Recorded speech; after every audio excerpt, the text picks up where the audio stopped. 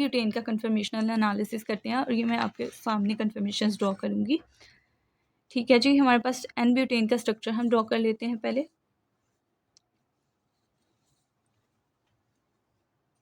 CH3, CH2, CH2 and CH3। अब इनमें से एक कार्बन को हम फ्रंट कार्बन ले लेंगे और एक कार्बन को हम बैक कंसिडर कर लेंगे। सपोज मैंने इसको फ्रंट कार्बन लिया और इसको मैंने बैक कार्बन ले लिया, तो ये मेरा फ्रंट कार्बन है। अब मैं इसको फ्रंट कार्बन को ड्रॉ करती हूँ ह्यूमन प्रोजेक्शन में। ये मेरा फ्रंट कार्बन है जिसको मैंने डॉट से रिप्रेजेंट कर लिया, और इसके साथ मेरे पास 2 हाइड्रोजन अटैच हैं और एक CH3 ग्रुप अटैच है। एक CH3 और 2 ग्रुप्स हाइड्रोजन के अटैच है। ठीक है, हमने एक कार्बन को फिक्स रखना है और दूसरे को हमने रोटेट करना है, तो मैं फिक्स वाले को पहले ड्रॉ कर लेती हूँ ऑल द 6 फॉर्म्स। ये हमारा बैक कार्बन, ये हमारा फ्रंट कार्बन, और ये हमारा बैक कार्बन, ये हमारा फ्रंट कार्बन, ये हमारा बैक कार्बन,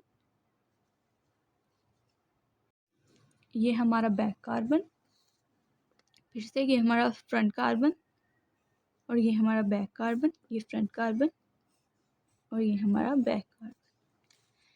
अब हमें पता है कि हमने फ्रंट कार्बन को हमने क्या करना है, फिक्स रखना है, तो इसको तो हमने फिक्स रहने दिया और इसके ग्रुप्स में हमने इस तरह से लिख लिए CH3 H H, CH3 H and H, CH3 H H, CH3 H and H।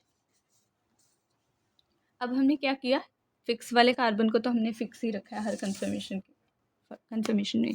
अब हम क्या करेंगे, अब हम अपने बैक कार्बन की तरफ जाएंगे। बैक कार्बन को मैं आपकी आसानी के लिए इसको मैंने ब्लू से रिप्रेजेंट कर लिया। अब हमारे पास बैक कार्बन के साथ क्या क्या अटैच है, 2 हाइड्रोजन और एक CH3। तो इसमें भी हमारे पास एक CH3 और 2 हाइड्रोजन अटैच इस तरह से। अब हमने, ये हमारे पास कब था, जब हमारे पास डाइहेड्रल एंगल 0 था। अब हमने इसको रोटेशन करवाई, 60 डिग्री की रोटेशन करवाई हमने, तो हमारे पास ये कन्फर्मेशन आ गई। इसमें हमारे पास ये वाला CH3 इधर को इस तरफ मूव कर जाएगा, ये वाला हाइड्रोजन इधर शिफ्ट हो जाएगा, ये वाला हाइड्रोजन इधर शिफ्ट हो जाएगा, तो हमारे पास कुछ इस तरह की कन्फर्मेशन आएगी। अब इसको हमने फिर से 60 डिग्री मज़ीद हमने इसकी रोटेशन करवाई, तो हमारे पास 120 डिग्री एंगल ऑफ रोटेशन आ जाएगा। और कन्फर्मेशन किस तरह की आ जाएगी, ये वाला हाइड्रोजन जो है हमारा इधर शिफ्ट हो जाएगा, ये वाला CH3 इधर शिफ्ट हो जाएगा, और ये वाला हाइड्रोजन इधर शिफ्ट हो जाएगा, तो एक एक्लिप्स ही फॉर्म आ जाएगी हमारे पास। देखिए, ये हाइड्रोजन इधर आ गया था,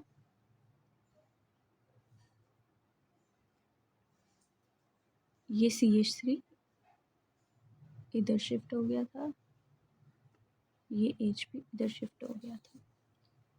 अब फिर से 60 डिग्री रोटेशन करवाई, तो हमारे पास एक स्टैगर्ड फॉर्म आ जाएगी, जिसमें CH3 इधर होगा, H इधर, H इधर।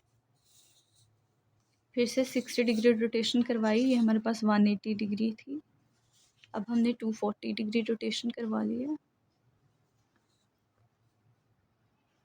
तो हमारे पास फिर से इक्लिप्स फॉर्म आ जाएगी।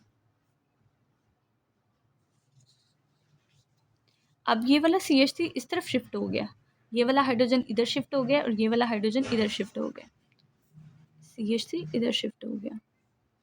अगर आप CH3 की शिफ्टिंग को फोकस करेंगे तो आपको इजीली समझ आ जाएगी। अब हमने इसको फिर से 60 डिग्री रोटेशन करवाई, तो 300 डिग्री की रोटेशन है, और यहाँ पर हमारे पास एक स्टैगर्ड फॉर्म आएगी, जिसमें ये वाला CH3 इधर को शिफ्ट हो गया होगा, और ये वाला हाइड्रोजन इधर शिफ्ट हो गया, और ये वाला हाइड्रोजन इधर शिफ्ट हो गया। और जब हम 360 डिग्री की रोटेशन करवाएंगे तो फिर से हमारे पास यही वाली कन्फर्मेशन आएगी, तो उसको हम रिप्रेजेंट करें या ना करें कोई फ़र्क नहीं पड़ता। इधर हम 360 डिग्री भी लिख लेते हैं कि 360 डिग्री पे भी हमारे पास यही कन्फर्मेशन आएगी। अब हमारे पास सारी कन्फर्मेशन आ गई, अब इनको गौर से देखें आप। ये वाली अगर हम कन्फर्मेशन देखें तो ये हमारे पास है तो इक्लिप्स कन्फर्मेशन, पर इसमें कौन सी इंट्रैक्शन है, दो CH3 इंट्रैक्शन है, बल्कि ग्रुप की इंट्रैक्शन है और इनमें स्टेरिक हिंड्रेंस बहुत ज़्यादा है, या हम कह सकते हैं कि इसमें स्टेरिक स्ट्रेन बहुत ज़्यादा है। अगर हम फिर दूसरे हम अपनी एक्लिप्स कन्फर्मेशन को देखें तो उसमें हमारे पास CH3 और H की इंट्रैक्शन है, CH3 और H की इंट्रैक्शन है और H इंट्रैक्शन है।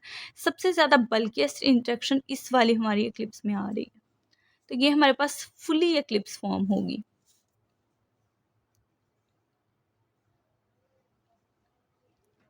फुली एक्लिप्स्ड कन्फर्मेशन होगी ये वाली। अब इस वाली एक्लिप्स को देखें तो हमारे पास ये वाली पूरी तरह से एक्लिप्स नहीं है इसकी तरह, क्योंकि इसमें बहुत ज़्यादा बल्कि ग्रुप की इंट्रैक्शन थी, बहुत ज़्यादा स्टेरिक स्ट्रेन थी, तो इसकी एनर्जी सबसे ज़्यादा होगी और इसे हम फुली एक्लिप्स कन्फर्मेशन कहेंगे। बट ये फुली एक्लिप्स कन्फर्मेशन नहीं है, इसको हम पार्शली एक्लिप्स कन्फर्मेशन कहेंगे। Partially eclipse. अब ये वाली कन्फर्मेशन की तरफ आए तो ये भी हमारे पास दो इसमें CH3H इंट्रैक्शन है और फिर यहाँ भी CH3 और H इंट्रैक्शन और H interaction same like this one, तो ये भी हमारे पास क्या होगी, पार्शली एक्लिप्स्ड। अब हम स्टैगर्ड फॉर्म्स को स्टडी करते हैं। स्टैगर्ड फॉर्म में अगर आप देखें तो हमारे पास दो बल्कि ग्रुप की इंट्रैक्शन आ रही हैं इधर, ठीक है, और उनमें डाइहेड्रल एंगल 60 डिग्री का है। इधर अगर हम देखें दूसरी वाली कन्फर्मेशन में तो हमारे पास CH3 और H इंट्रैक्शन और कोई भी बल्कि ग्रुप की इंट्रैक्शन नज़र नहीं आ रही है। तो हमारे पास जो बल और दूसरी बात ये है कि हमारे पास जो बल्कि ग्रुप्स हैं वो मैक्सिमम डिस्टेंस पे हैं, तो इनमें मिनिमम स्टेरिक स्ट्रेन है, या कह लें कि इनमें स्टेरिक स्ट्रेन है ही नहीं। तो ये हमारे पास सबसे ज़्यादा कम एनर्जी पे होगा और सबसे ज़्यादा स्टेबल होगा ये वाला कन्फर्मेशन। तो इसे हम कहेंगे कि ये हमारे पास, और इसे हम एंटी स्टैगर्ड कहते हैं। बट अगर हम ये वाली कन्फर्मेशंस को देखें तो इनमें हमारे पास बल्कि ग्रुप की इंट्रैक्शन नज़र आ रही है, तो इस कन्फर्मेशन के लिहाज से इसमें जो है वो स्टेरिक स्ट्रेन ज़्यादा है। तो ये वाली जो है इस कन्फर्मेशन के लिहाज से ये वाली कन्फर्मेशन जो है वो कम स्टेबल होगी और जो है वो हायर एनर्जी पे होगी। इस कन्फर्मेशन को हम नाम देते हैं गाउच स्टैगर्ड। और ये भी अगर हम कन्फर्मेशन देखें तो ये वाली कन्फर्मेशन भी इस कन्फर्मेशन जैसी ही है, तो इसे हम क्या कहेंगे, गाउच स्टैगर्ड।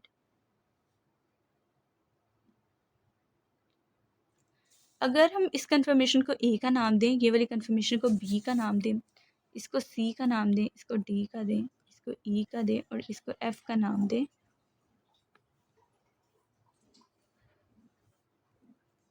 तो आप मुझे बताएंगे कि सबसे ज़्यादा एनर्जी किसकी होगी। सबसे ज़्यादा एनर्जी पे हमें पता है एक्लिप्स कन्फर्मेशन ही होंगे, और एक्लिप्स में से भी सबसे ज़्यादा एनर्जी किसकी होगी, जिसमें बहुत ज़्यादा स्ट्रेन है, बहुत ज़्यादा स्टेरिक स्ट्रेन है, और टॉर्शनल स्ट्रेन तो है ही है लेकिन साथ में इसमें स्टेरिक स्ट्रेन भी ज़्यादा है, तो ये सबसे ज़्यादा हाईएस्ट एनर्जी पे होगा। तो ए वाला जो है वो सबसे हाईएस्ट एनर्जी पे होगा। अच्छा, उसमें हम अपनी दूसरी एक्लिप्स कन्फर्मेशन को देखें जिसे हम पार्शली एक्लिप्स कहते हैं, तो उसमें जो है वो स्ट्रेन है तो सही पर फुली एक्लिप्स के लिहाज से कम है, तो ये इससे फुली एक्लिप्स से थोड़ी सी स्टेबल होगी एनर्जी में। तो ये जो सी वाली है ये इससे थोड़ी सी एनर्जी में कम होगी, क्योंकि ये वो जो हमारी सी और ई वाली एक्लिप्स कन्फर्मेशन है इनमें एक तरह की इंट्रैक्शन है तो इनकी एनर्जी भी सेम होगी, तो इसलिए सी की जो एनर्जी होती है वो जो आ रही है वो ई के इक्वल आ रही है, ई की एनर्जी ज़्यादा है। अब अगर हम देखें एक्लिप्स कन्फर्मेशन होगी, अब एक्लिप्स कन्फर्मेशन से स्टेबल और कम एनर्जी पे कौन सी होंगी, स्टैगर्ड कन्फर्मेशन।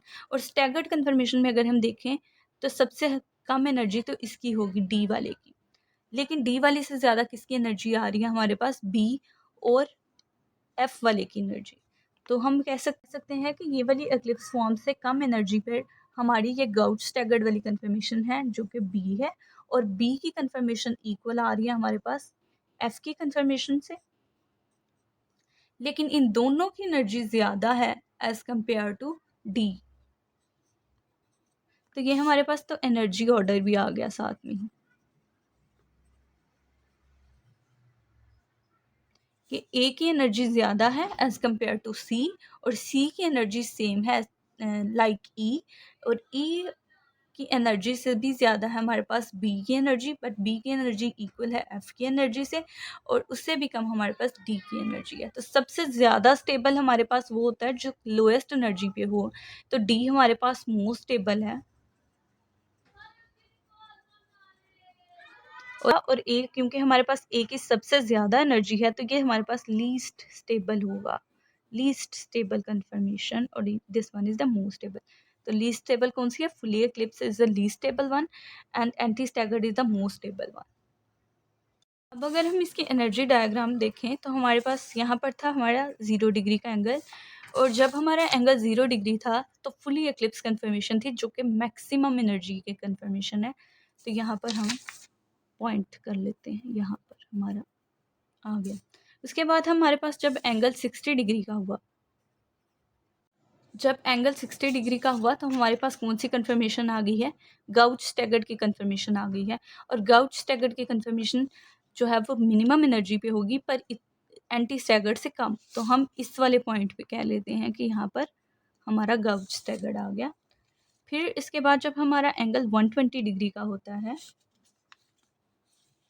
तो हमारे पास कंफर्मेशन आती है पार्शली इक्लिप्स, जो कि लीस्ट स्टेबल होती है और हायर एनर्जी होती है, बट कम इसकी एनर्जी जो होती है वो फुली एक्लिप्स से थोड़ी कम होती है।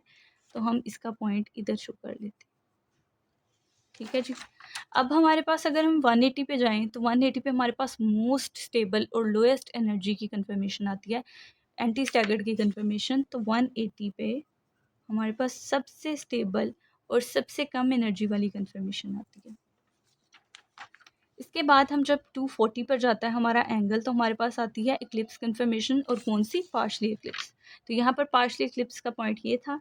अब 240 पर गया है तो पार्शली इक्लिप्स कंफर्मेशन कुछ इधर आ जाए। इसके बाद जब हमारा एंगल 300 पर गया तो हमारे पास गाउच स्टैगर्ड कंफर्मेशन आ गई, और गाउच स्टैगर्ड का पॉइंट किधर है? इधर 300 डिग्री पे ये गाउच स्टैगर्ड। और फिर जब हमारा एंगल 360 डिग्री पे गया तो हमारे पास फिर से फुली एक्लिप्स फॉर्म आ जाती है, और वो मैक्सिमम एनर्जी लेवल पे होती है यहाँ पर, और वो सबसे कम स्टेबल होती है। तो अगर हम इनको ज्वाइन कर दें, हमने इसको ज्वाइन कर देना है इस तरह, कुछ इस तरह से।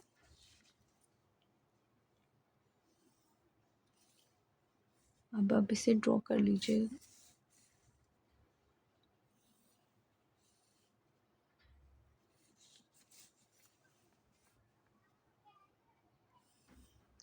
स्टूडेंट्स, आपको सिर्फ कन्फर्मेशंस ड्रॉ करना आना इम्पोर्टेंट नहीं है, आपको कन्फर्मेशंस ड्रॉ करने के साथ साथ आपको पता होना चाहिए what is the energy order, which one is the most stable conformation, which one is the least stable conformation, ये सब आपको पता होना चाहिए।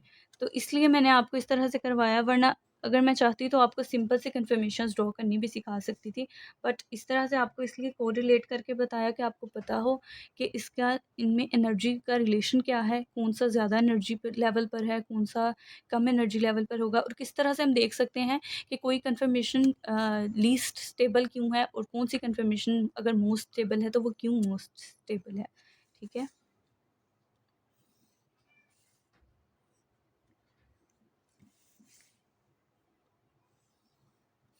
इस तरह से हमारे पास एनर्जी डायग्राम आ गई हमारे पास एन-ब्यूटेन की। यहाँ पर मैं लिख के देती हूँ, एन-ब्यूटेन।